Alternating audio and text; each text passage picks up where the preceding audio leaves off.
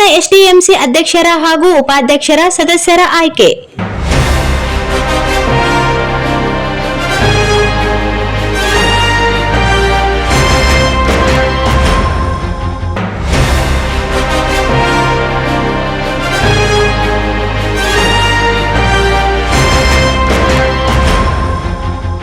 ಜಾಲಹಳ್ಳಿ ಪಟ್ಟಣದ ಸರ್ಕಾರಿ ಮಾದರಿಯ ಹಿರಿಯ ಪ್ರಾಥಮಿಕ 2025-26ನೇ ಸಾಲಿನ ಶಾಲಾ ಅಭಿವೃದ್ಧಿ ಮತ್ತು ನಿರ್ವಹಣಾ ಸಮಿತಿ ಎಸ್ಡಿಎಂಸಿ ನೂತನ ಸದಸ್ಯರ ಆಯ್ಕೆ ಪ್ರಕ್ರಿಯೆ ಮಂಗಳವಾರ ಶಾಂತಿಯುತವಾಗಿ ನೆರವೇರಿತು.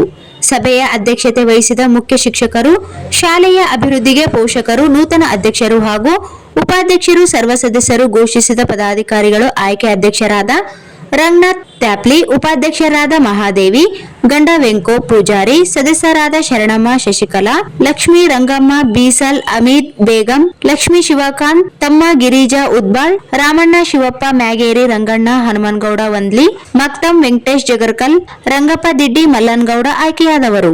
ಶಾಲೆಯ ಬೆಳವಣಿಗೆ, ಕಲಿಸುವ ಗುಣಮಟ್ಟದ ಮೂಲ ಸೌಕರ್ಯ ವೃದ್ಧಿ, ಮಕ್ಕಳ ಹಾಜರಾತಿ, ಮಧ್ಯಾಹ್ನ ಬಿಸಿ ಊಟ ಮತ್ತು ಸಮಗ್ರ ಶೈಕ್ಷಣಿಕ ಚಟುವಟಿಕೆಗಳನ್ನು ಮತ್ತಷ್ಟು ಬಲಪಡಿಸಲು ನೂತನ ಎಸ್ಡಿಎಂಸಿ ಶ್ರಮಿಸುವಂತೆ ಎಂದು ನೂತನ ಅಧ್ಯಕ್ಷರು ರಂಗನಾಥ್ ತ್ಯಾಪ್ಲಿ ಅಭಿಪ್ರಾಯ ವ್ಯಕ್ತಪಡಿಸಿದರು.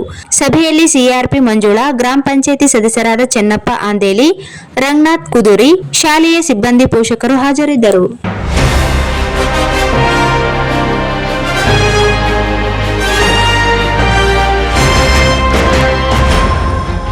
इस वीडियो को लाइक करें, हमारे चैनल को सब्सक्राइब करें और बेल आइकन जरूर प्रेस करें हमारी न्यू वीडियो सबसे पहले देखने के लिए।